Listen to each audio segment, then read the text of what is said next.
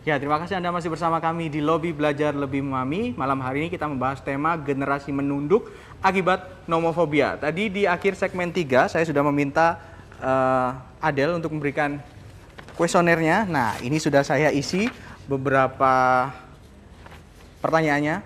Ada 31 pertanyaan. Sekarang saya serahkan ke Adel untuk segera dianalisa hasilnya. Sambil Adel mencoba menghitung, saya mau tanya lagi ke Ibu Nur Habibah. Bu, kalau melihat fenomena nomofobia ini sebenarnya ini masuk dalam kajian ilmu psikologi tidak sih Bu sampai saat ini? Kalau di nomofobianya belum ya. Pasti ada fobianya itu kan yang mengandung psikologinya di situ. Itu jadi orang mengarahkannya langsung, oh ini ada gangguan psikologis nih ini. Padahal sebenarnya nggak ada sama sekali ya Bu ya? Masih belum nyampe. Masih belum mengarah ke sana. Tingkatnya kan kalau kayak Mbak Adel ini sudah kecanduan ya istilahnya ke sana. Tapi bukan penyakit kan itu. Bukan ya? Bukan. Sebenarnya yang bisa mengendalikan itu adalah sang penggunanya sendiri begitu ya? Sejauh mana dia akan memanfaatkan smartphone-nya dalam kehidupannya sehingga mengetahui batasan-batasannya begitu ya? Seperti itu, kembali Oke. Ini ada satu artikel yang menarik Ibu Nur Habibah. Saya ambil juga dari tempo.co. Headline-nya adalah gara-gara gadget, warga kota terancam neuropati. Nah, ini satu penelitian dari perusahaan farmasi. Rata-rata untuk warga perkotaan yang berusia di atas 30 tahun mengalami gejala neuropati atau kerusakan pada saraf tepi akibat keseringan memakai smartphone. Mudah itu saya rasa ya untuk mendeteksi bahwa seseorang ini ya, neuropati itu kan di mata ya, lebih di mata, saraf tepi di mata itu ada kaitannya dengan penyakit yang lain. Jadi nggak semata-mata itu. Berarti mungkin tidak menjadi faktor tunggal begitu ya? Iya. Adel sepertinya sudah selesai dengan hasilnya. Kira-kira saya mengalami kecenderungan seperti apa ini, Del? Berat. Kecenderungan nomofobia berat. Itu tingkatannya di mana itu? Sangat berat, berat atau berat? Berat, sedang, ringan, cenderung tidak nomofobia. Sangat berat, berat. Berarti ada di 2 terparah begitu ya? Itu kenapa kok bisa sampai kayak gitu? Mungkin salah ngitungnya, coba dicek lagi. Kan ini, itu dari apa hasilnya kok bisa sampai kayak gitu? Kita kan ada mengklasifikasinya pakai skala Stand 5. Kemudian awalnya kita total dulu, kita cari rata-ratanya, kemudian kita kita masukkan di skala tersebut, masuk di skala yang mana gitu. Tapi memang bener ya ngitungnya nggak salah gitu ya? Nggak salah. Kalau Fatih dulu di skala yang mana? Sedang ya? Itu dulu. Kalau sekarang belum tentu begitu ya.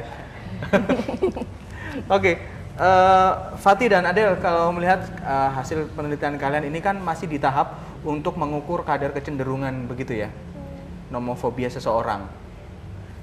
Ke depan kalian planningnya apa lagi ini untuk meningkatkan penelitian lebih deep lagi? Ada planning nggak? Ada sebenarnya, pengen memperdalam pengen lebih ke indikatornya itu loh, mengembangkan, memperbaiki lagi. Soalnya itu kan indikatornya itu kita modifikasinya hanya sangat sedikit gitu dari penelitian yang kita ambil yang sebelumnya gitu. Mungkin ini masih ada Bu Habibah dari dosen psikologi, sempat ngobrol-ngobrol nggak sebelumnya? Belum. Untuk mungkin ini ya indikatornya ditambah yang lebih dalam gitu. Iya, harusnya lebih dalam, kita sesuaikan dengan kondisi saat ini gitu. Bisa berarti ya nanti sama dosen psikologi ya untuk lebih deep lagi penelitiannya. Iya. Oke. Fatih, kalau saat ini punya berapa handphone yang sebenarnya ada 2. Ada 2, semuanya ada akses internetnya atau? Iya, smartphone semua. Berarti bisa meningkat nih kecenderungannya. Itu sehari, kalau rata-rata dalam sehari kamu bisa pakai handphone berapa jam dalam sehari? Hampir tiap 2 menit 3 menit buka cek HP. Mesti ngecek handphone ya? Iya. Itu udah kebiasaan mungkin ya. Ternyata meskipun ada atau enggak notifikasi, kebiasaan ngecek handphone. Itu karena pengaruh banyaknya media sosial yang ada di. Iya, mungkin begitu. Gitu. Kalau dengan banyaknya media sosial yang dimiliki seseorang di handphonenya, apakah itu bisa kita tarik lurus bahwa ini nomofobia nih orang ini? Itu nggak sih Bu? Ya, nomofobianya itu dari seberapa sering kan ya dia frekuensinya. Frekuensi ngecek tadi kita kira dalam sehari itu dia sampai berapa jam lebih ke sana, bukan karena berapa medsosnya yang dia ikuti. Oke, ini kalau kita bilang kan kemajuan teknologi ini seperti pisau bermata dua. Di satu sisi memudahkan aktivitas masyarakat saat ini gitu kan, dengan segala macam kebutuhannya. Di sisi lain mungkin yang dirasakan oleh anak-anak adalah mereka jadi sedikit sekali berinteraksi dengan teman-temannya. Sama seperti artikel yang saya dapatkan juga ini tentang bagaimana 99% siswa SD, ini penelitiannya di Makassar, tidak tahu permainan tradisional.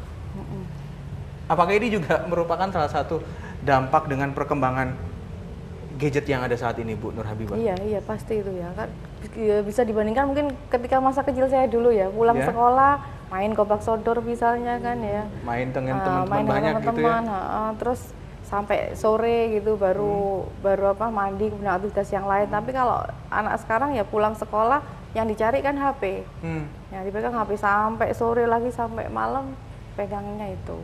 Nah, kalau putra putri Bu Nur Habibah ada yang masih usia anak-anak dan ada dengan gadget seperti apa? Nah kebetulan yang kecil aja ya kan, yang karena masih sama saya, yang gede udah nggak sama saya semua.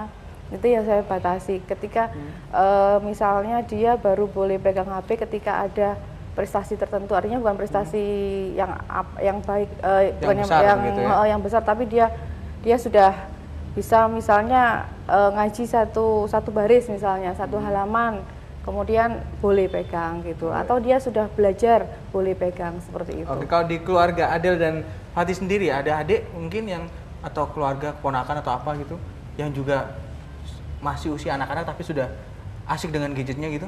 Ada adik. Nah kalau kayak gitu gimana? Maksudnya coba diingetin nggak supaya jangan sering-sering main gadget gitu? Apa responnya biasanya anak-anak sekarang itu seperti apa? Yang dicontoh.